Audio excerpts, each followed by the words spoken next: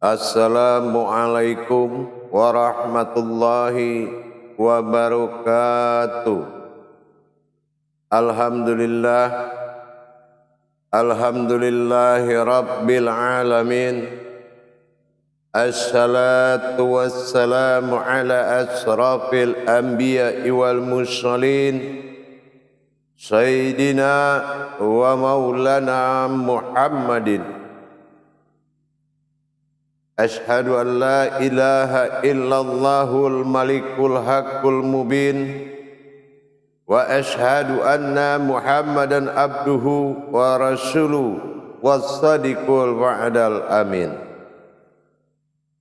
Allahumma salli wa sallim wa barik wa karim ahzanul nabil karim ihdinil lazi min jalalika wa innal ladzi fin jamalika wa innahu fin kitabika wa tahirin wal mujahidina amma ba'du wa ibadullah.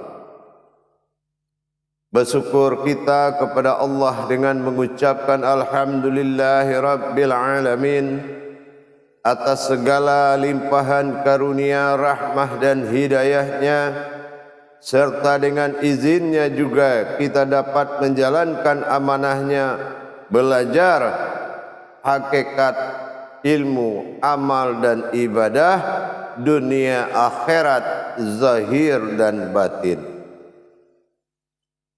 Bersalam kita tidak akan pernah kita lupakan. Marilah sama-sama kita sampaikan kepada junjungan kita Nabi Allah, Nabiul Akhirul Zaman, Rasulullah Muhammad sallallahu alaihi wasallam. Atasnya kalimahnya kita kalamkan dengan membacakan Allahumma sholli ala Sayyidina Muhammad wa ala alihi Sayyidina Muhammad. Alhamdulillah, bertemu lagi kita dengan saya Guru Mursyid Syekh Nur Muhammad Buya Irwan Maulana Al-Khalidi, Sumatera Barat, dalam rangka meningkatkan iman dan takwa kita. Tentunya kita belajar kepada apa-apa yang telah ditauhidkan kepada kita, yaitu jalan-jalan tauhid diri kepada Allah. Tentunya dalam makom Majelis Zikir Ma'rifatullah Jakarta, tayangan dalam YouTube Buya Pasaman Timur yang selalu dicintai oleh umat Islam, khusus bagi yang mencintai Allah. Dalam rangka berma'rifatullah kepada Allah, ada hal yang sangat perlu diperhatikan, yaitu yang akan menjadi topik muzakarah dan tausiah pada waktu dan kesempatan ini, yaitu mengenai 4 kodrat batin Allah yang akan meliputi diri pada maujudnya, sehingga layaklah dikatakan bahwa manusia itu adalah sifat dan kodratnya. Sebagaimana dalam tayangan, dalam tampilan yang sebelum ini kita telah pernah menyampaikan 12 kodrat hakikat yang menjadikan semua ini terjadi, asal usul daripada sifat dan zat, daripada zahir dan batin, yaitu 4 daripada nur menjadi hayatnya Allah, baik dunia maupun akhirat, dan 4 dari zatnya Allah semua akan terjadi, awal semua jadi, dan 4 batin Allah menjadikan zat dan nur semua yang bakal menjadikan semua terjadi. Dalam waktu dan kesempatan ini, saya akan berbagi wawasan dan ilmu pengetahuan tentang hakikat daripada 4 batin Allah pada diri kita. Apa hakikatnya? Yaitu sifat napas, tanapas, nupus dan ampas. Istilah kodrat batin yang 4 ini masih dalam tahap semua penyebab wujud terjadi. Apa hakikat dari 4 wujud tersebut?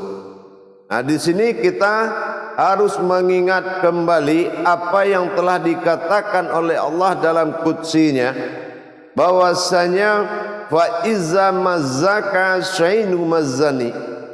Nah, disinilah apabila ada yang menyentuhmu akan sesuatu, maka yang tersentuh itu aku.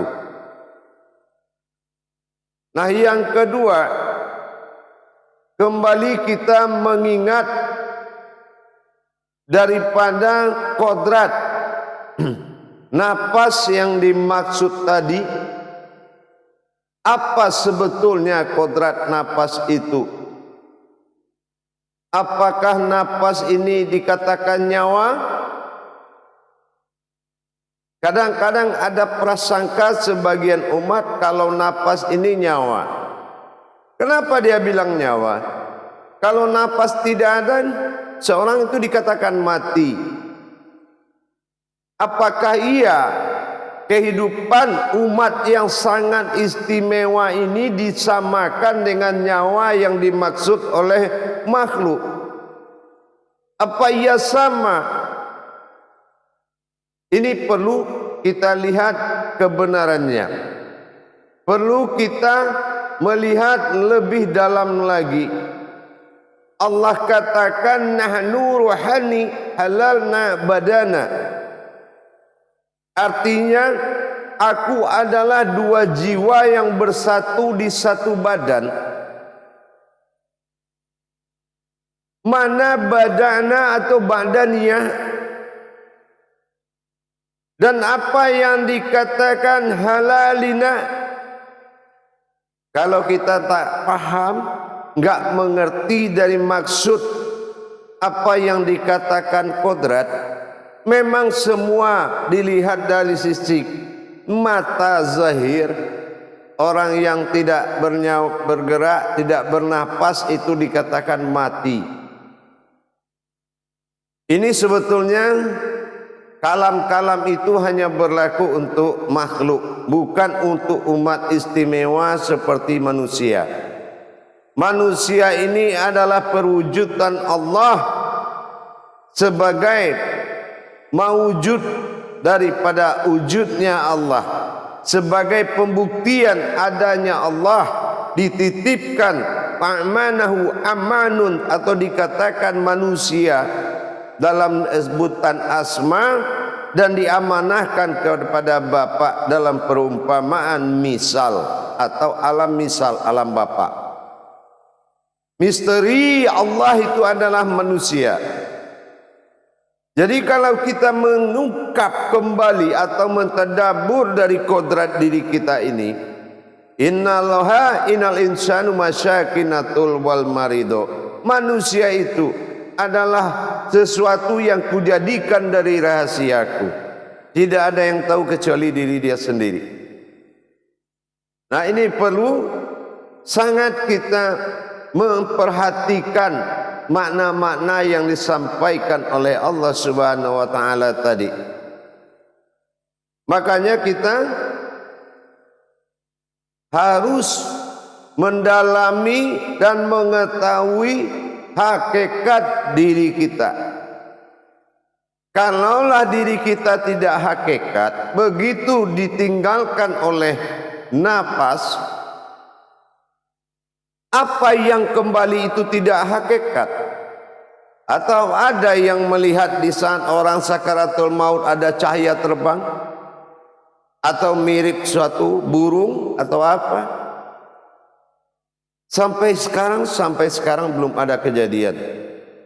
Itu yang dikatakan hakikat. Dia kembali kepada alam tiada dan tidak berbentuk siapapun. Misteri sekali kodrat manusia ini. Ternyata Allah juga sangat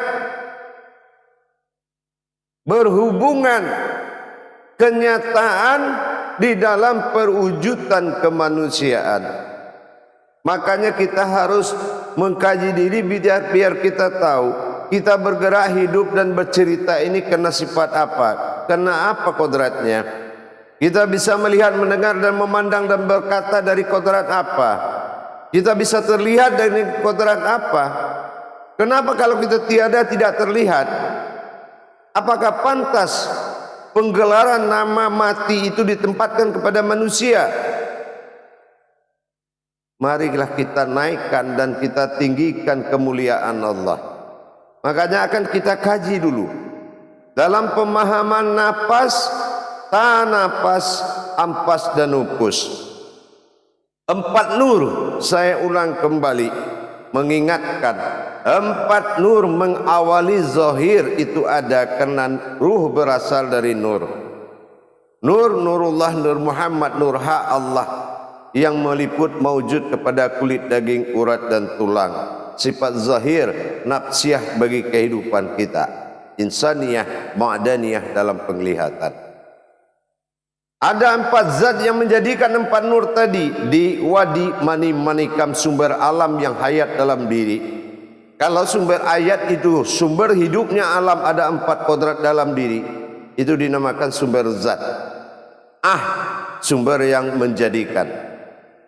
Yang ketiga adalah 4 batin Allah yang menjadikan semua sumber, yaitu batin napas, tanapas, ampas, nupus. Ini adalah nama batin.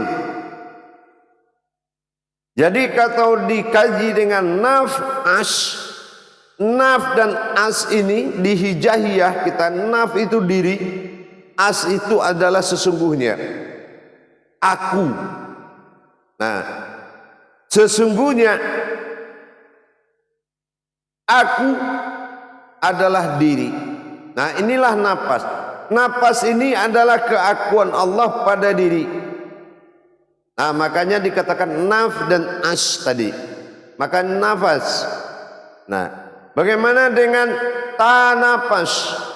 Nah, tanapas ini adalah tajali sirnya Allah pada diri.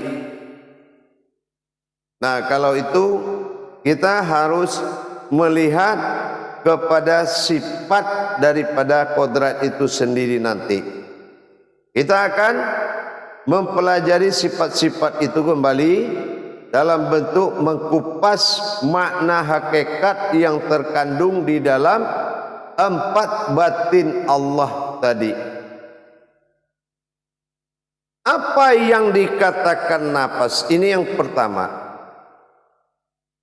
Napas ini adalah tajalli hayat, tajalli hidup, ya, berupa wujud ruh atau hayat, bukan ruh yang dikatakan makhluk, tapi ruh hayat. Dan ini wujud bentuknya adalah hitam, bagiannya adalah af'alullah, dia yang selalu menggerakkan. Dan ini makomnya adalah ucapan pada mulut kita. Makanya suara itu tidak terlihat atau bernama lain mutakalimun. Kalam itu mutakalimun. Kenapa? Karena napas itu adalah wujud batin. Makanya dinamakan mutakalimun. Inilah ucapan yang berkalam, ini adalah batin Allah yang makomnya ma'rifat, wujud warnanya hitam.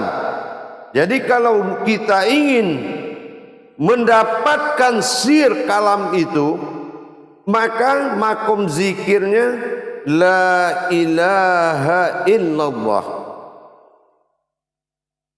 sehingga kita mendapatkan kalam dari Allah, suara dari Allah, isyarah dan petunjuk dari Allah berupa kalam.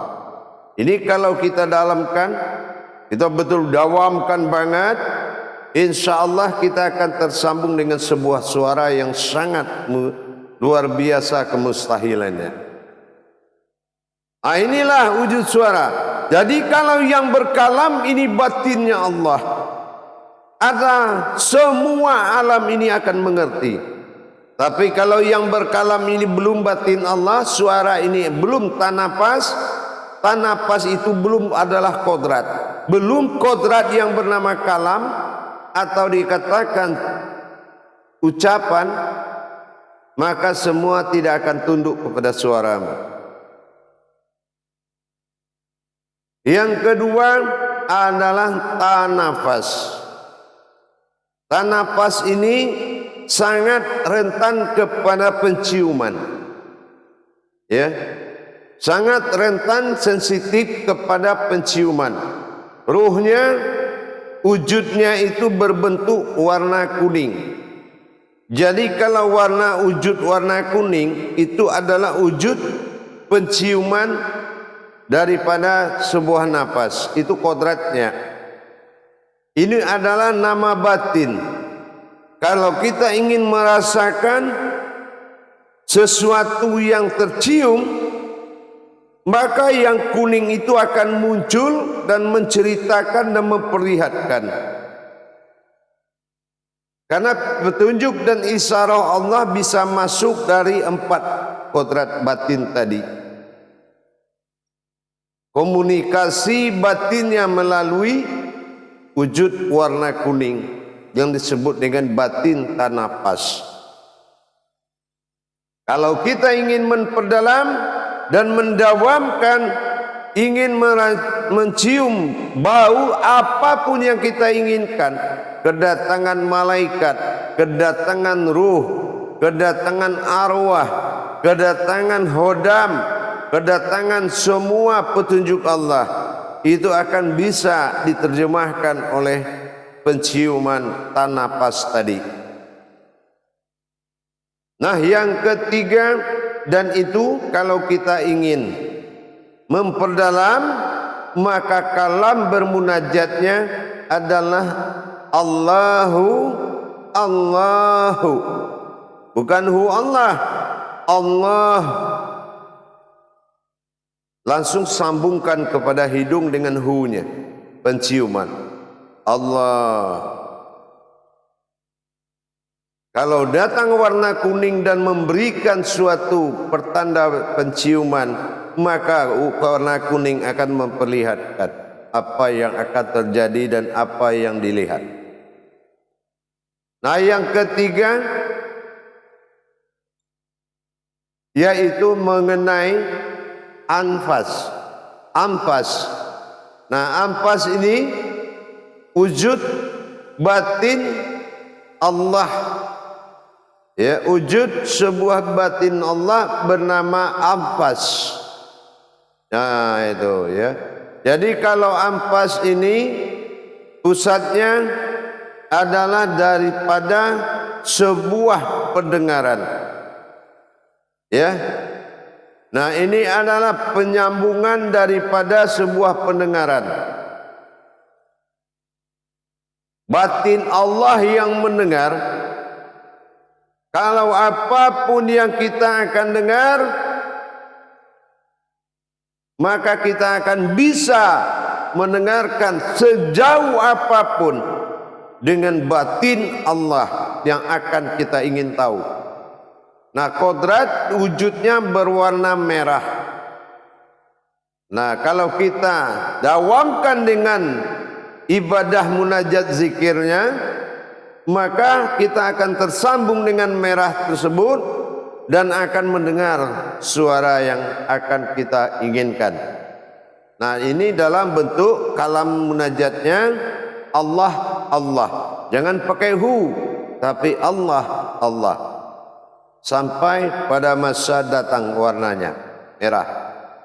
Nah, yang terakhir nupus, berupa bernama sebuah batin Allah dalam bentuk wujud penglihatan. Nah, wujud penglihatan inilah yang kita harus memiliki sebuah hayat yang dinamakan nupus. Warnanya sangat putih. Wujud warnanya itu putih. Dia adalah bagian dari zat Allah. Dan ada pada awasnya mata atau penglihatan. baik pandangan batin semua. Nah, kalau kita dawamkan, maka warna putih akan datang dan akan memperlihatkan apa yang ingin kita lihat. Ini jarak ukuran tidak ada masalah. Nah, inilah 4 batin Allah yang akan menjadi panduan dari seluruh batin. Dan zikir dari nufus ini adalah Yahu, memberangkatkan ya, lihat kolbi, lihatlah wujud warna putih yang akan kita tatap sampai datang dengan Yahu. Laksanakan seperti itu, maka kita perlahan-lahan sudah bisa mendapatkan sambungan batin oleh Allah terhadap apa yang akan kita inginkan. Adapun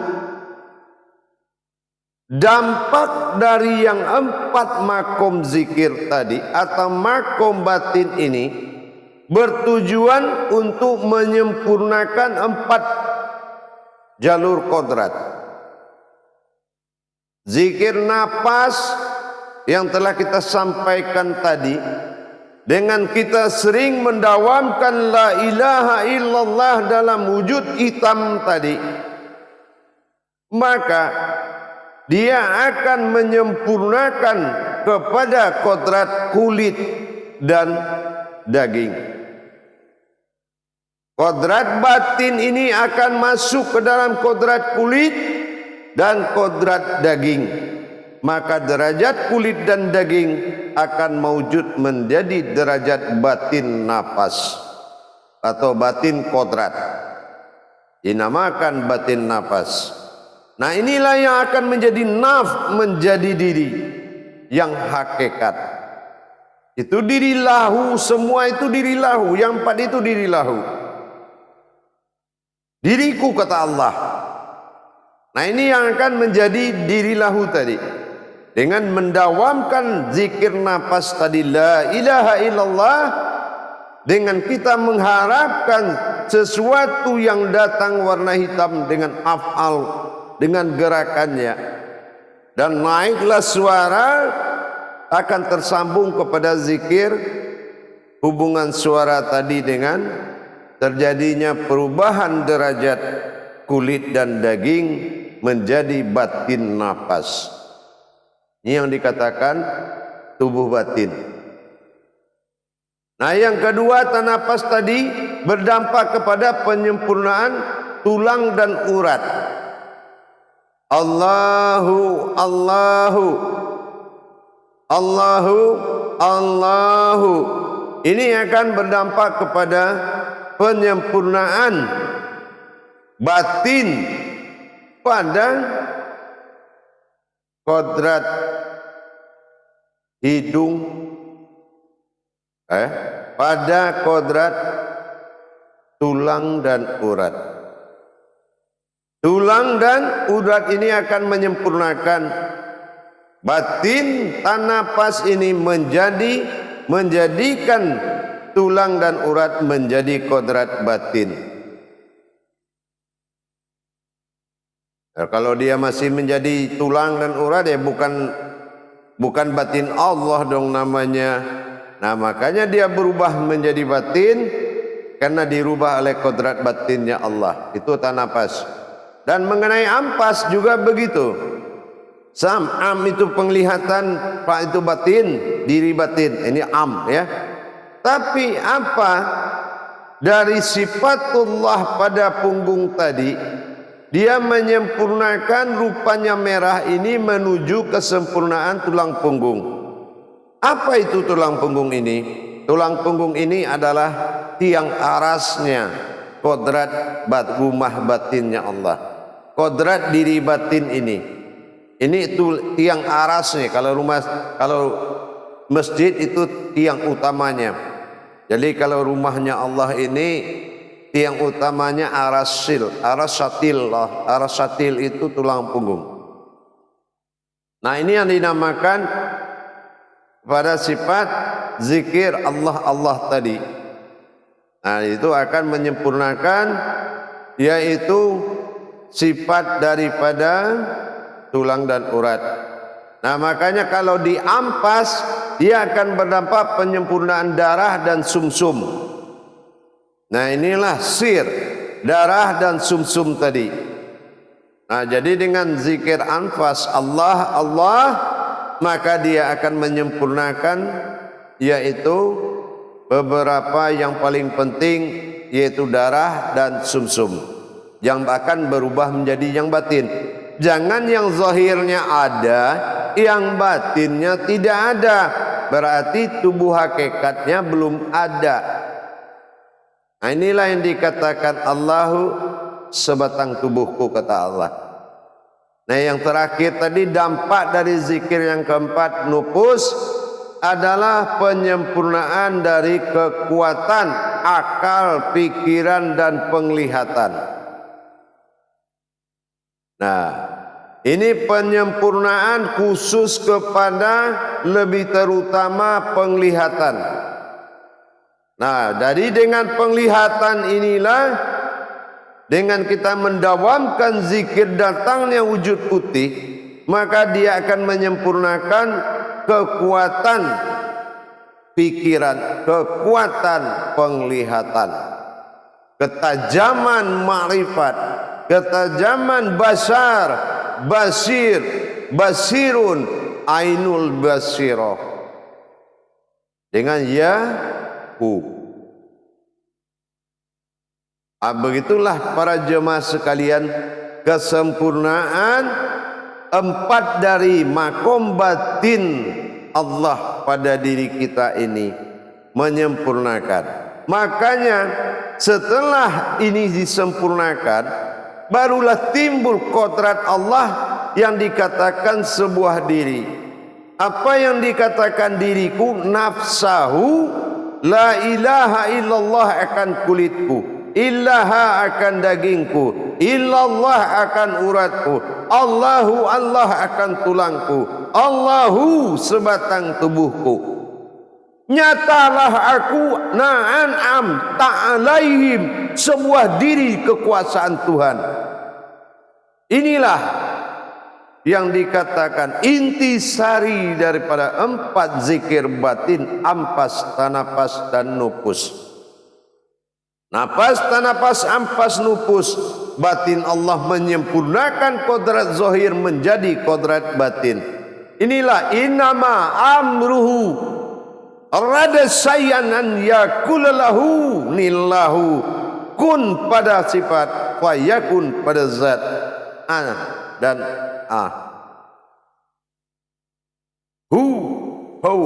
aku dia, jadi aku maka jadilah dia. Inilah beradanya, bersifatnya Allah pada sifatnya sendiri. Inilah kodrat, inilah diri, inilah nafs. Barakallahu ya karim.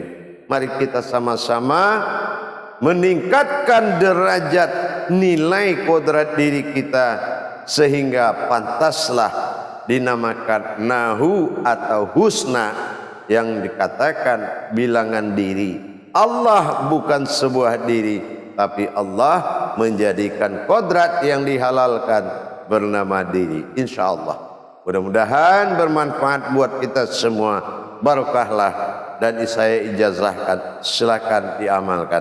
Barakallahu ya karim. Alhamdulillah wal halalu fil ibadihi. Barakallah wal mustajab fil ilmi wal mabrur akan doa. InsyaAllah. Innama amruhu, insyaallah akan dipimpin diri Sultanil Azim. Insyaallah Allah akan merajai dan menguasai kita. Rabbinas insyaallah. Akhirul kalam wabillahi taufiq wal hidayah. Wassalamualaikum warahmatullahi wabarakatuh.